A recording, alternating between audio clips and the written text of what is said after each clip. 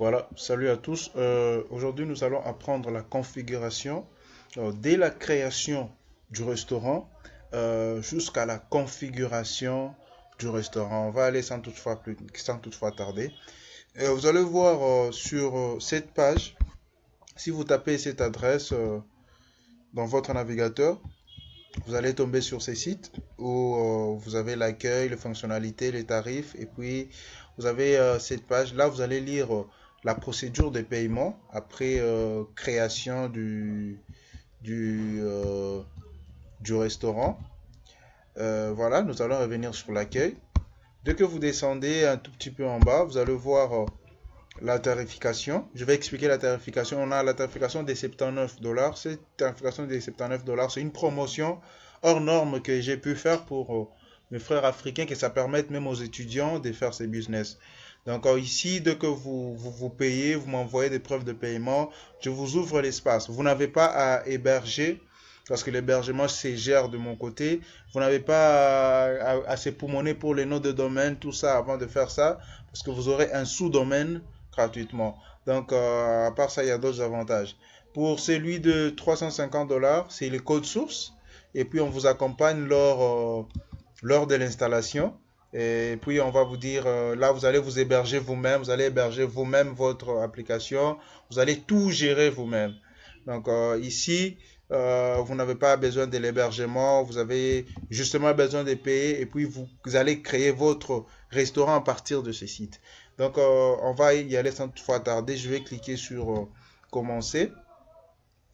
Et là, je vais créer. Vous allez tomber sur ça, sur cette interface où vous allez créer le restaurant. Je vais prendre le nom Afrique.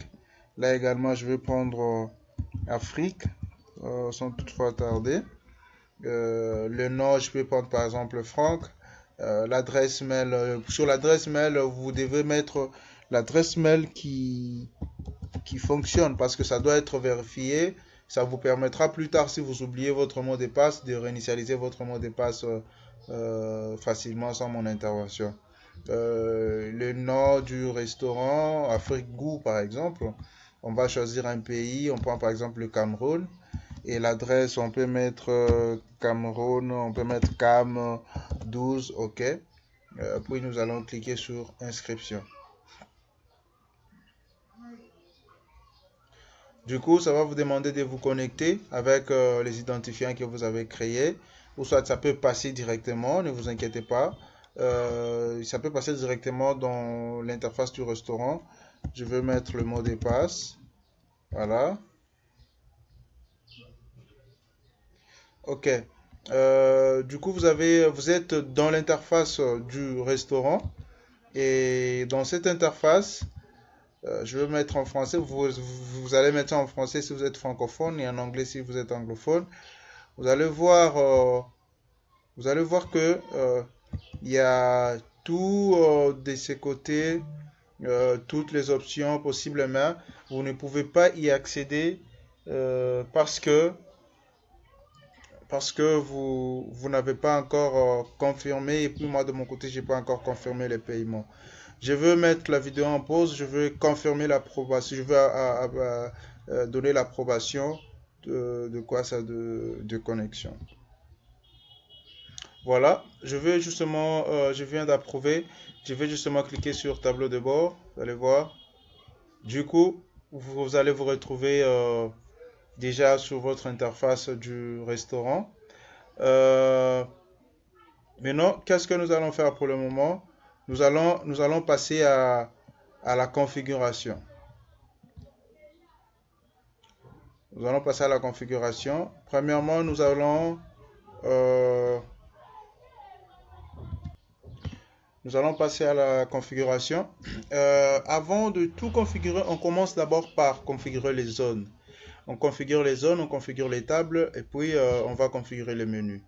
Là, nous allons mettre, par exemple, dans un restaurant, ils ont une zone dans la terrasse, par exemple.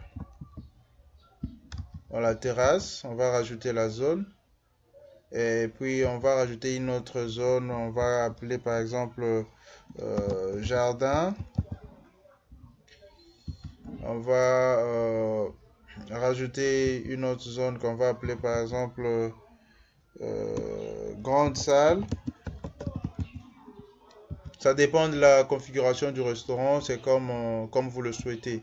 Après, nous allons configurer les tables qui se trouvent dans la terrasse, dans le jardin, dans la grande salle. Pour les tables, on va choisir par exemple la grande salle. Non, la terrasse. On va prendre le code par exemple T1. Le nombre de sièges sur la table T1. On va mettre par exemple 4. Et nous allons configurer la deuxième table dans la terrasse toujours. Cette fois-ci, on va mettre T2, T02. Ok, ça dépendra de votre configuration. Capacité, on peut mettre 2. Nous allons configurer pour le jardin. Le jardin, on peut mettre J01. Capacité, on peut mettre 6 personnes. 6. On va activer. On va configurer pour la grande salle. On va mettre une table aussi dans la grande salle. On peut mettre par exemple le code S01. On va mettre par exemple la capacité 4 sièges. Voilà. Vous allez voir que nous avons la configuration de table pour la terrasse, pour le jardin et pour la salle. Il y a une petite magie ici. Vous allez voir que les codes QR se génèrent automatiquement. Soit vous pouvez justement cliquer là pour le régénérer encore. Il va se générer automatiquement. Voilà. Ici, je vais vous expliquer de plus en plus quand on va finir la configuration du menu. Je vais vous expliquer comment ça se passe ici. Vous allez voir là, vous avez les codes QR que vous pouvez télécharger puis mettre sur des tables. Ça, c'est le code QR général. Ça, ce sont des codes QR. Là, c'est pour les tables. Là, c'est pour la table T1, la table T2. Là, c'est pour la table J1. Et puis, on a la table S1. Voilà. Voilà, nous allons maintenant passer à la configuration des menus, sans plus tarder. Les menus dans notre paramètre ici, c'est un tout petit peu différent des autres. Ici, on crée d'abord les menus, par exemple les menus pour la bière, les menus pour, par exemple, la boisson, donc le whisky, les menus pour la bouffe, tout ça. Je vais vous faire ça, vous allez comprendre. Ici, on va mettre, par exemple, les menus pour la boisson. C'est tout type de boisson dans ces menus-là, mais il y aura des catégories. Nous allons créer des menus pour les petits déjeuners, d'ailleurs. C'est important parce qu'il y a un petit déjeuner d'ailleurs, ça a son menu. Nous allons prendre un menu pour le dîner. Voilà. Nous allons prendre un menu par exemple pour le souper. Et puis les menus, ça dépend de vous. Ce sont des exemples que j'ai pris. Hein. Les plus bons exemples que vous allez prendre, c'est pour la boisson. Voilà, nous allons créer maintenant des catégories. Dans catégorie, il y a par exemple, je signifie ici, vous allez voir English sélectionner la langue. Vous allez laisser ça en anglais parce que le code de toute l'application c'est en anglais, mais toute l'interface est traduite en français. Vous allez voir, je vais prendre par exemple bière, bière avec alcool.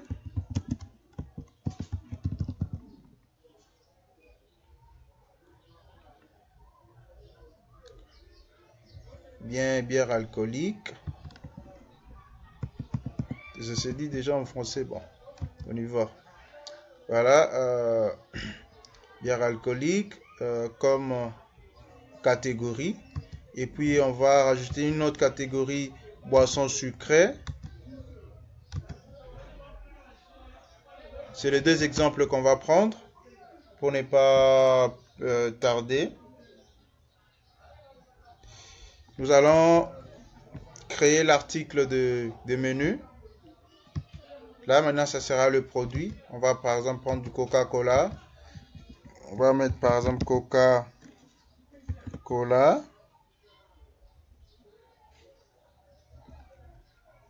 en un mot. Le menu, c'est la boisson. OK? Le menu, c'est la boisson. Je pense que là, vous comprenez maintenant. Je vais un tout petit peu réduire l'interface avec le navigateur. Le menu, c'est la boisson. Et la catégorie, c'est boisson sucrée. Je pense que vous comprenez. Et là, je vais sélectionner boisson. Et puis, le temps de préparation, je vais mettre 5 minutes. Et la disponibilité, oui, c'est disponible.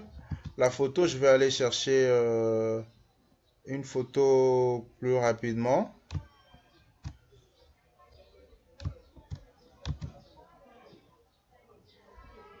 Voilà.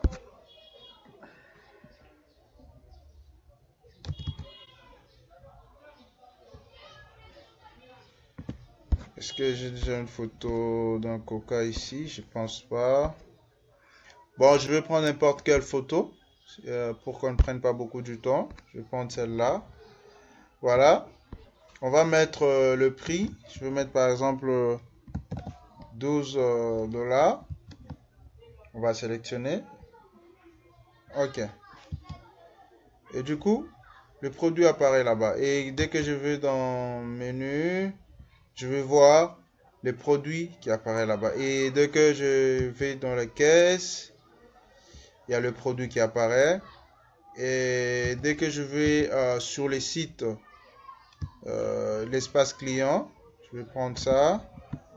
Je vais faire copier. Je vais ouvrir là-bas et puis je vais coller. Voilà. Vous allez voir que le produit est là. Je vais mettre ça en français. Pour mettre en français, c'est juste en bas à droite.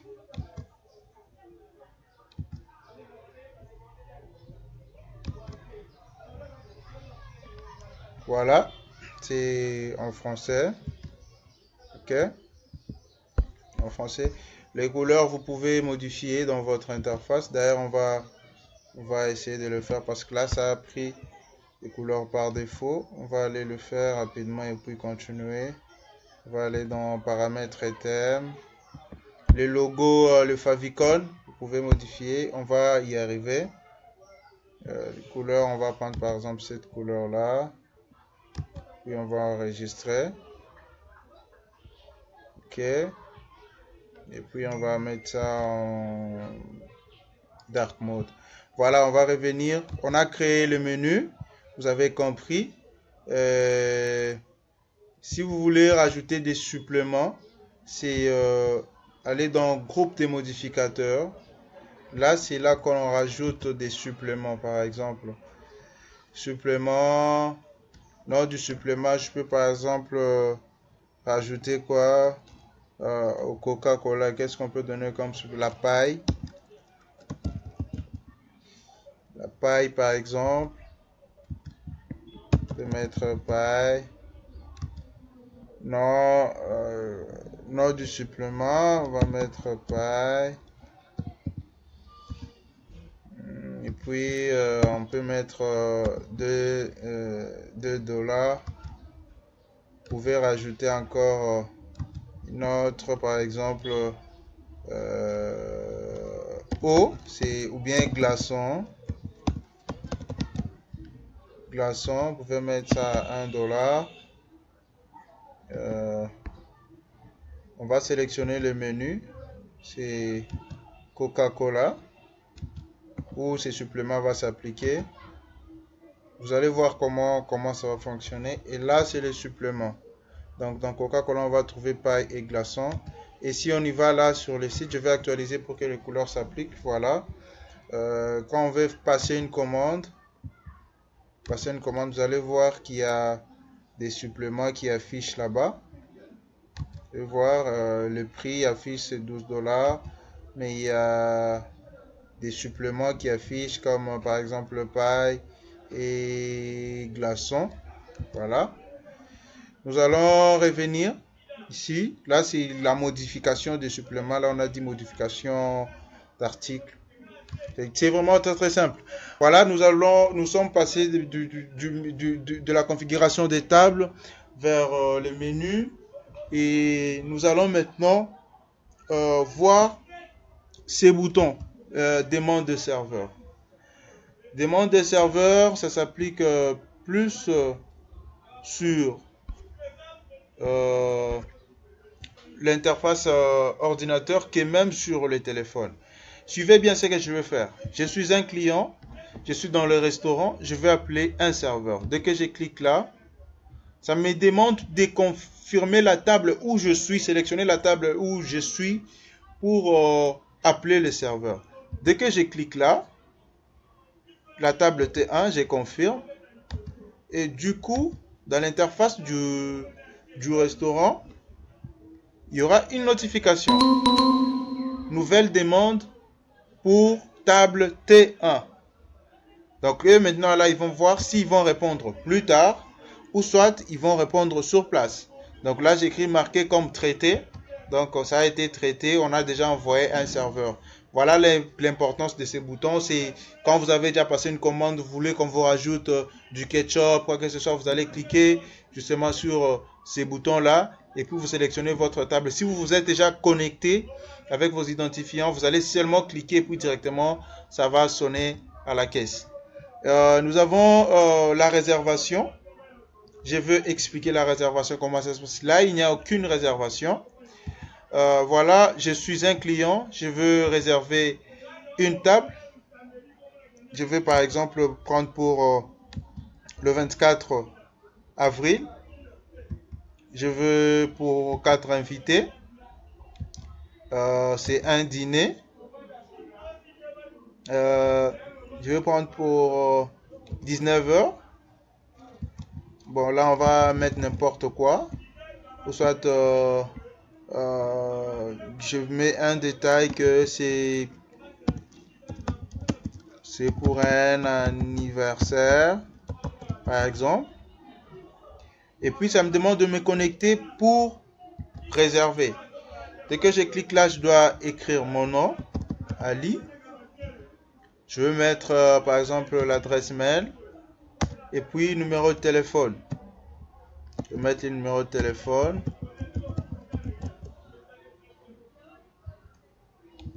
Voilà. Dès que je confirme, dès que je reviens là, vous allez voir au bout de quelques secondes que la réservation va apparaître ici.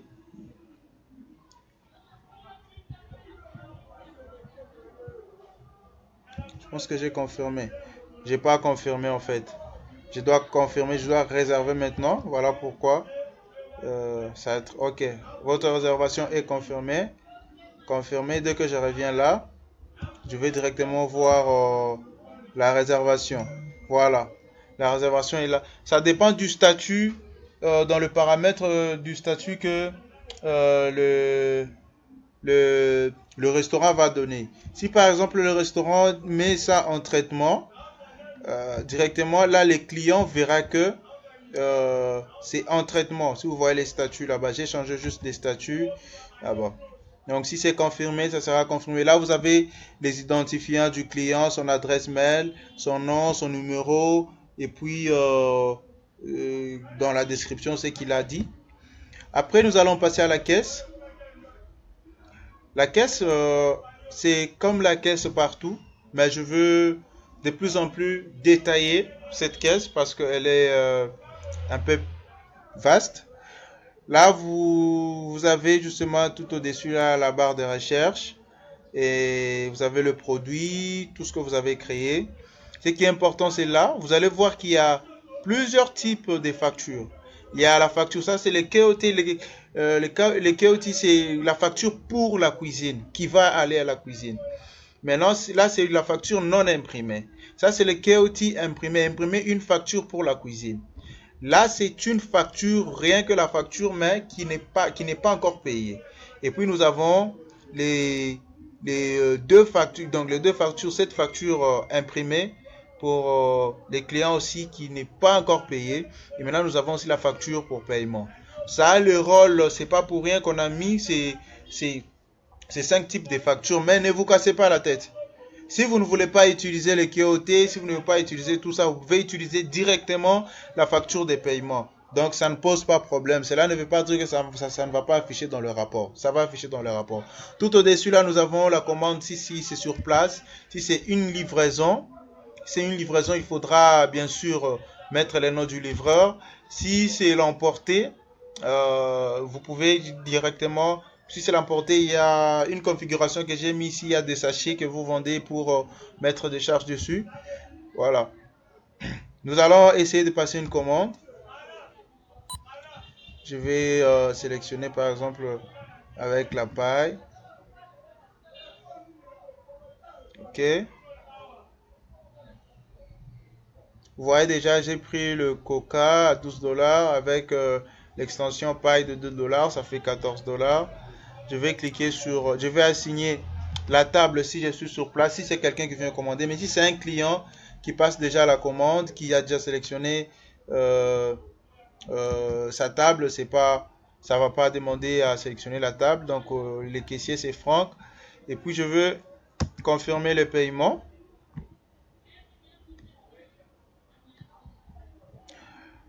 Là, par exemple, c'est 14 dollars. Si quelqu'un vous remet 20 dollars, vous allez mettre 20 là-bas. Et là, ça va vous indiquer l'argent que vous devez rembourser. Là, ce sont des types de paiements. Si la facture est divisée en deux, il y a deux personnes qui vont payer. Vous pouvez le faire directement dans la caisse. Si c'est payé par carte ou bien par autre système de paiement que vous avez déjà configuré. Là, c'est en espèces. Je vais configurer les paiements. Du coup, je vais confirmer que le produit a été livré. Je peux rajouter les détails du client, comme ça n'a pas, comme je viens de faire la commande dans, dans la caisse, ou je ne peux pas ajouter, ça dépendra de vous. Par exemple, je peux mettre FR. Là, on peut mettre numéro de téléphone du client. Là, l'adresse mail du client. Là, on peut mettre BR12 par exemple. C'est justement des exemples. Je vais confirmer. Et puis, le statut de la facture, c'est payé. Donc, on va imprimer. Je confirme que le ticket, c'est à 80 mm. Ça imprime très très bien sans problème. Je vais zoomer les tickets. Vous allez voir. Vous allez voir. Et puis, les tickets sont paramétrables. Vous pouvez paramétrer comme vous le voulez. Donc, vous voyez le nom du restaurant, tout ça. Et la commande, c'est la première commande, c'est la commande numéro 1. Si je fais la commande numéro 2, ce sera la commande numéro 2. Tout ça, vous pouvez rechercher par le nom de commande dans, dans l'application. Si vous voulez rechercher des commandes, par exemple, là. Et puis là, il y a toutes les commandes. Et puis, vous pouvez chercher des commandes par serveur. Afficher les serveurs et leurs commandes qu'ils ont